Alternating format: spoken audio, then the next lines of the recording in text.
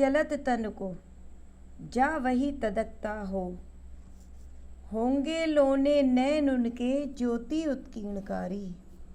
मुद्रा होगी वर वदन की, मूर्ति सी सौम्यता की। सीधे साधे वचन उनके, होंगे सिक्त होंगे सुधा से। तो इन पंक्तियों में जो है राधिका पवन दूतिका को मथुरा में स्थिति यानी मथुरा में रह रहे अपने प्राण प्यारे श्री कृष्ण की पहचान बता रही है। और वो पहचान, श्री कृष्ण की पहचान बताते हुए कहती है कि तू देखेगी जलत तन को, जलत तन यानी बादल के समान शरीर वाले। कौन है वो? श्री कृष्ण है।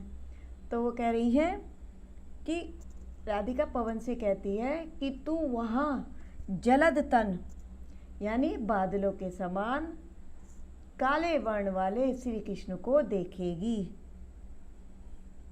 जा वही तदकता हो, मतलब जिनका जो शरीर है वो तुझे प्रकाशमान यानी तेज छोड़ता हुआ दिखाई देगा। होंगे लोने नैन उनके, ज्योति उत्कीर्णकारी। लोने मतलब सलोने, सुंदर, नयन नेत्र, और ज्योति उत्कीर्णकारी यानी कि ज्योति प्रकाश फूटना, प्रस्फुटित होना। तो वो कह रही है होंगे लोने नैन उनके, ज्योति उत्कीर्णकारी। उनके सुंदर नेत्रों से ज्योति प्रस्फुटित अर्थात प्रकाश फूट रहा होगा। मुद्रा होगी वर वदन की, मूर्ति सी सौम्यता। और उनके वर वदन की जो मुद्रा होगी, जो भाव भंगिमा होगी, वो तुझे किसी भव्य मूर्ति की सौम्य मुद्रा के समान दिखाई देगी। सीधे साधे वचन उनके, सिक्त होंगे सुधा से। और राधा आगे कहती है और जब तू उनके वचनों को सुनेगी तो उनके सीधे साधे वचन तुझे, सिक्त मतलब सींचे हुए, सुधा अमृत, अमृत में डूबे हुए यानी प्रेम के अमृत से सींचे हुए लगेंगे। नीले फूले कमल दल सी, गात की श्यामता है। नीले फूले कमल दल की सी मतलब नीले खिले कमल पुष्पों के दल यानी पत्तियों की श्यामलता के समान ही उनका शरीर भी श्यामला है। अर्थात उनका सांवला रंग ऐसा मनोरम है, ऐसा सुंदर है जैसे नीले कमल पुष्पों की श्यामलता सुंदर होती है। पीला प्यारा वसन कटी में पहनते हैं फबीला। पीला प्यारा वसन मतलब वस्त्र, कटी कमर, और फबीला हो गया सुंदर लगने वाला। तो वो कह रही है और वे अपनी कमर में सुंदर लगने वाला आकर्षण पीला वस्त्र धारण किए रहते हैं। छूटी काली अलख मुख को, कांति को है बढ़ाती। अलख मतलब लट, बालों की लट। तो कह रही है उनकी एक लट जो छूटी रहती है वो उनके मुख की शोभा को बढ़ा देती है या उनके सौंदर्य को बढ़ा देती है। सदवस्त्रों में नवल तन की फूटती सी प्रभा है। सदवस्त्र मतलब स्वच्छ वस्त्र, सुंदर वस्त्र। तो कह रहे उनके सुंदर वस्त्रों से अनेक रमणीय शरीर की चमक, रमणीय शरीर की चमक यानी कांति फूट रही होगी। और वह कांति वो कह रहे हैं वहाँ के वातावरण को सुंदर बना रही होगी। तो देखिए भाषा इन्होंने खड़ी बोली का ही प्रयोग किया है, रस विपल्लव श्रृंगार है, छंद मंदाक्रांता है, अलंकार उपमा एवं अनुप्रास। तो पद्यांशों के इस खंड के मतलब जो है प्रश्न उत्तर देखिए। पद्यांश के पाठ और कवि का नाम लिखिए। तो पद्यांश के पाठ का नाम पवन दूतिका है जो कि प्रिय प्रवास से लिया गया है और इसके रचयिता या कवि अयोध्या सिंह उपाध्याय हरिओत जी हैं। दूसरा प्रश्न आपकी व्याख्या होती है, उसके बाद का प्रश्न देखिए। राधिका पवन दूतिका से किसकी पहचान बता रही है? तो राधिका पवन दूतिका से किसकी पहचान बता रही है? राधिका पवन दूतिका से अपने प्राण प्यारे श्री कृष्ण की पहचान बता रही है। अगला प्रश्न देखिए, राधिका के अनुसार पवन को श्री कृष्ण के सीधे साधे वचन कैसे लगेंगे? तो राधिका के अनुसार पवन को श्री कृष्ण के सीधे साधे वचन प्रेम के अमृत से सींचे हुए लगेंगे। अगला देखिए प्रश्न, राधिका अपने प्रिय श्री कृष्ण की पहचान के लिए उनकी किन विशेषताओं का उल्लेख पवन से कर रही है? तो किन विशेषताओं का उल्लेख कर रही है? तो राधिका अपने प्रिय श्री कृष्ण की पहचान के लिए उनके सांवले शरीर, कमर में बंधे सुंदर पीले वस्त्र और माथे पर लटकती हुई बालों की काली लट का उल्लेख कर रही है। अगर मेरी वीडियो पसंद आई तो इसे लाइक करिए, शेयर करिए और कमेंट्स करना मत भूलिए। देखिए बच्चों, आगे देखिए, साँचे ढाला सकल वपु है दिव्य सौंदर्यशाली, सतपुष्पों सी सुरभि उसकी प्राण संपोषिका है, दोनों कंधे वृषभ वर्षे हैं बड़े ही सजीले, लंबी बाहें कलब करसी शक्ति की पेटिका हैं। तो स्वागत है बच्चों आपका मेरे इस YouTube चैनल पर। आज हम इस वाले खंड की व्याख्या करेंगे। तो देखिए, जो कि पवन दूतिका से लिया गया और इसके रचयिता जो हैं अयोध्या सिंह उपाध्याय हरिओम जी हैं। तो देखिए, साँचे ढाला सकल वपु है दिव्य सौंदर्यशाली। सकल वपु मतलब सारा शरीर, दिव्य देवताओं जैसा। तो क्या कह रही राधिका?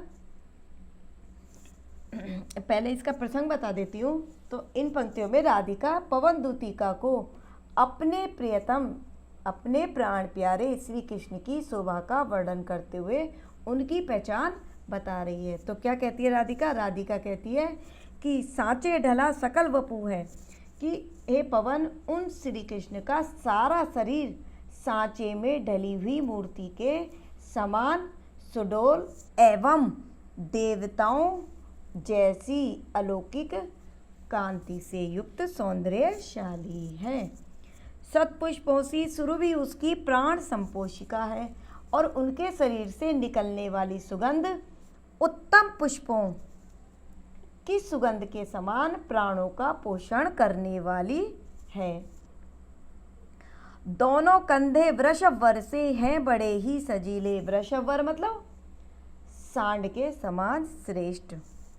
और कह रही हैं कि उनके दोनों कंधे श्रेष्ठ सांड के कंधे के समान विशाल और बलिष्ठ यानी मजबूत हैं। लंबी बाहें कलब करसी शक्ति की पेटिकाएं। कलब कर यानी हाथी की सूंड जैसी।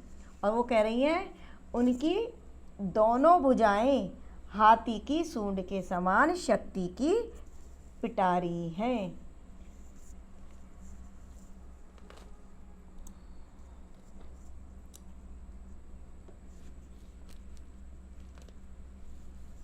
राजाओं सा सिर पर लसा दिव्य आपीड़ होगा। लसा मतलब सुशोभित और आपीड़ होता है मुकुट।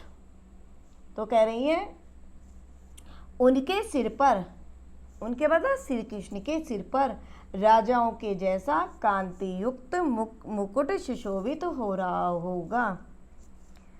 शोभा होगी उभय श्रुति में स्वर्ण के कुंडलों की। श्रुति उभय श्रुति का मतलब है दोनों कान।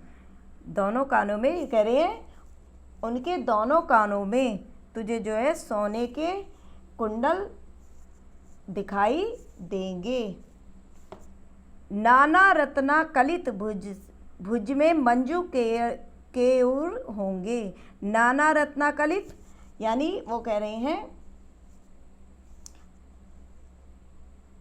वे अपनी नाना रत्ना कलित भुज में, भुज मतलब भुजाओं में। और वो कह रही हैं वो अपनी दोनों भुजाओं में विभिन्न रत्नों से परिपूर्ण सुंदर भुजबंद धारण किए मिलेंगे। मंजू सुंदर, मतलब वो अपनी दोनों भुजाओं में विभिन्न रत्नों से परिपूर्ण सुंदर भुजबंद धारण किए मिलेंगे।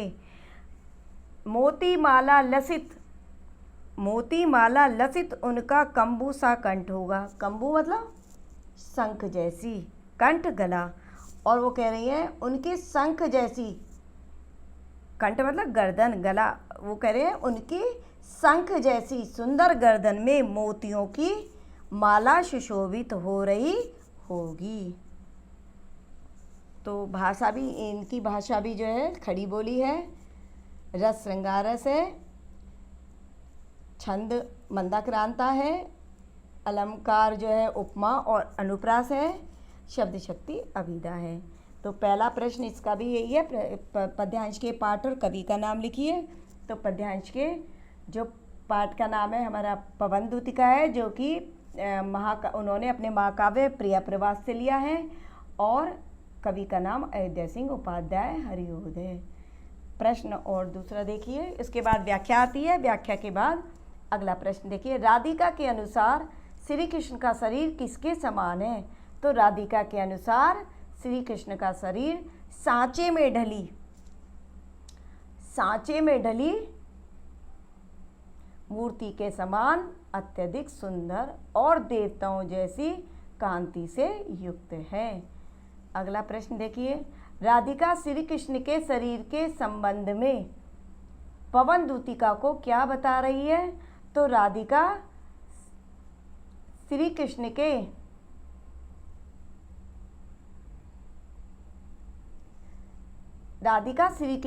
शीश के संबंध में, राधिका श्री कृष्ण के शीश के संबंध में पवन दूतिका को क्या बता रही है?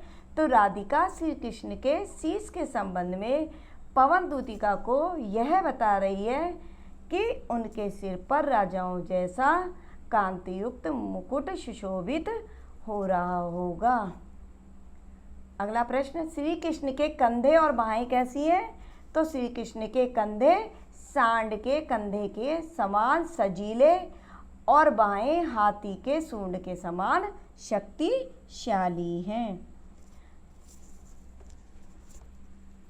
तो बच्चों, अगर मेरी वीडियो पसंद आई तो इसे लाइक करिए, शेयर करिए, सब्सक्राइब करिए और कमेंट्स भी करते रहिए। धन्यवाद।